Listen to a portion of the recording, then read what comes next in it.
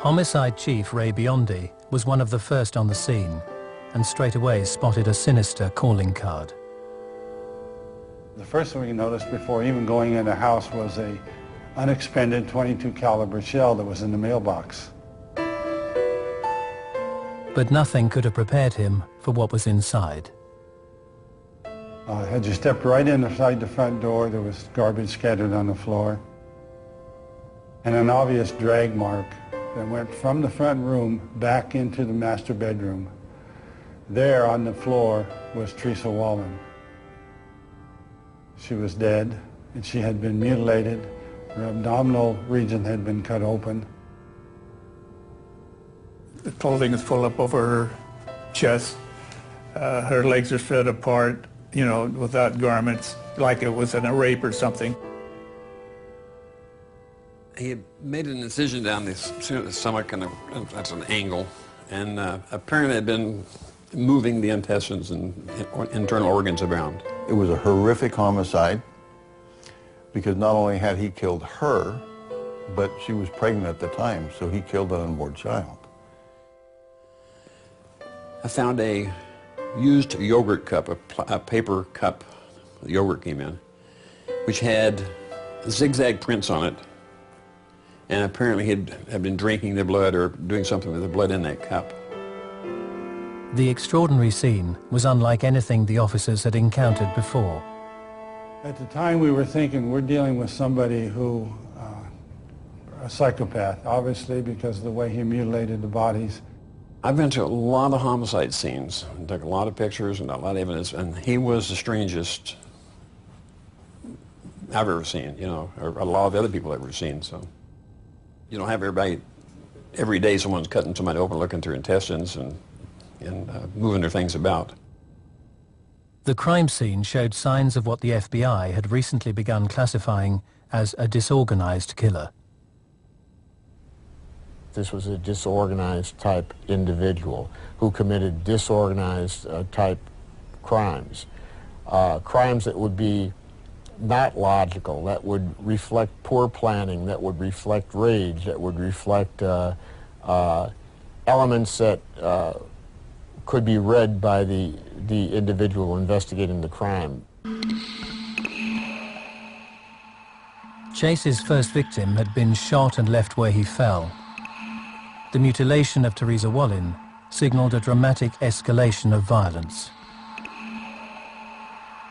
Here we've got the first human example of what Chase has been doing to animals for a very long period of time.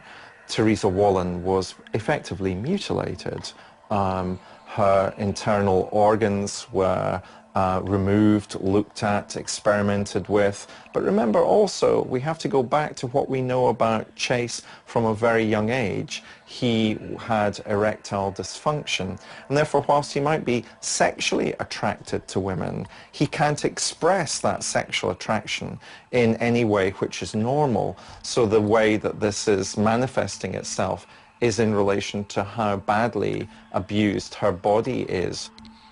He's curious about her internal organs. He's curious about her breasts. He's curious about her vagina.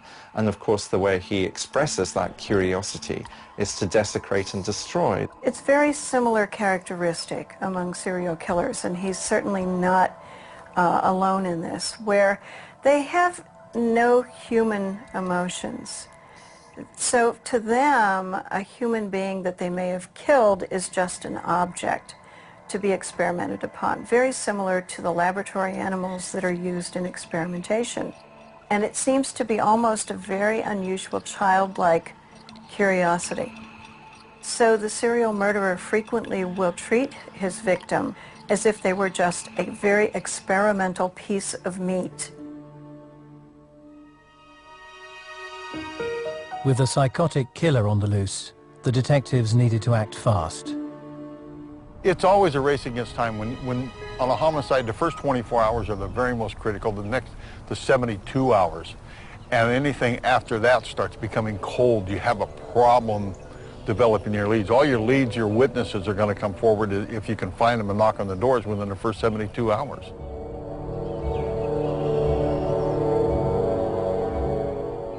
I was going door to door to talk to anybody, to knock on doors, to find out if anybody had seen anything. And in fact, one of the neighbors that I talked to had seen Richard Trenton Chase, and then we didn't know who it was, but described the white male subject in the clothing that he walked across this gentleman's front porch toward Teresa Wallen's house.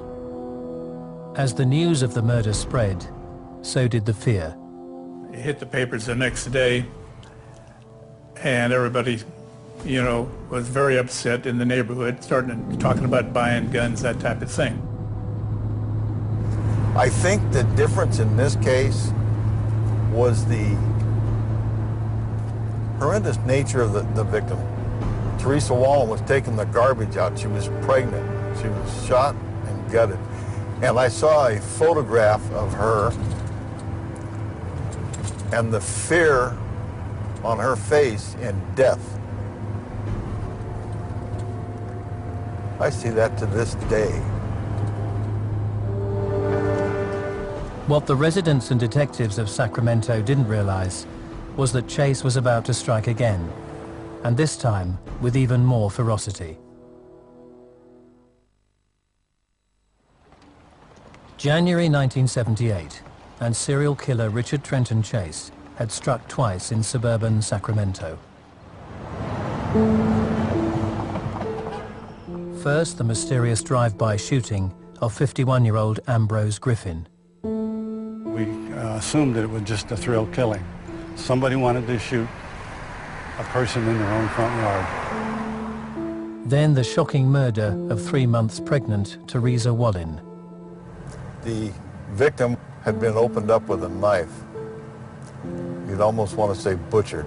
I found a used yogurt cup, and apparently had been drinking the blood.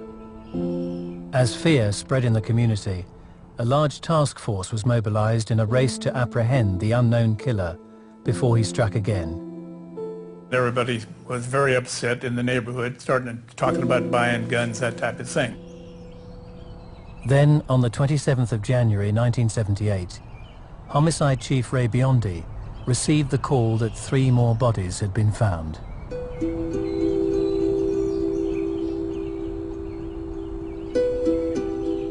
When I went into this house on Marywood, it was obvious that this was something very similar to what happened on Teresa Wallen, murder on Tioga Way.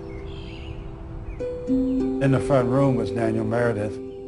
He had been shot in the head, and he obviously had been executed where he was probably standing. As I went into a back bedroom, there was Evelyn Maroth. She had been killed and mutilated. Her abdominal cavity had been opened. And at first I didn't notice, but then I did notice on the other side of the bed was her young 5-year-old son, who had been shot in the head. There was a bathtub full of bloody water, and we had this whole house of carnage, actually, and 22 casings. We were very confident we were dealing with the same killer. There was similarities as to the Tioga Way murder, in which the victims had been cut open and their organs had been removed, some of them, as well as the blood, and the female victim had actually been sodomized also in this case. As a young man, Chase had struggled with sexual relations, but here something had changed. Erectile dysfunction is not unusual among serial murderers, even though they are capable very frequently of having some sexual intercourse when the victim is dead. Some serial killers will be act-focused, other serial killers will be process-focused. By act-focused, I mean that the psychological need for the killer to kill is achieved simply by the death of the victim. The killer will do nothing to the victim's body because he's achieved what it is that he wants to achieve. On the other hand, a processed-focused serial killer will want to spend time with the body of his victim, and that's very common in relation to what Chase did with Therese Wallen and what he would do with Evelyn Maroth. He wants to explore the body, he wants to drink her blood, he wants to engage with the body in a sexual way, and the longer he's able to stay with the victim, the longer he's able to sustain some feeling of sexual satisfaction. While there were many similarities with the previous murder of Theresa Wallin, the police were now facing a new, most urgent factor. They knew a 22-month-old boy had been in the house, but he was nowhere to be found. What really upset us in the urgency was that David Farrar, the little 2-year-old boy, was missing. Police and public were mobilized in the search for the infant. We had many volunteers, citizen volunteers, and people within the department who were searching to try to find this baby. But the random nature of the killings meant few clues, and terror was growing in the community. Nobody knew who was going to be next. Innocent people killed and mutilated in their own homes. Most serial killers don't do random killings. Again, they have a pattern, and they generally follow the pattern of the victim, not necessarily the method. But he was an individual who just killed indiscriminately. But as the police continued to canvass the neighborhood, it became clear that the killer had been seen. People kept telling us that they saw this strange-looking individual. He was a white male, maybe 6 foot tall, wearing a bright orange parka, very scraggly hair, very thin, very emaciated looking, who had actually peered into people's houses. Despite having a good visual description of the potential suspect, the law enforcement agencies were struggling to identify him. There were other sightings of white males, 20s, long hair, but that in those days was not unusual. I mean, we're talking about back in the era of the hippies. The long hair was the in thing to have. Everybody was having long hair at that time. Then the detectives got a break. A girl who'd been at high school with Richard Chase saw an artist's sketch of the suspect. She remembered an encounter she'd had at the Town and Country shopping centre on the day of Theresa Wallin's murder.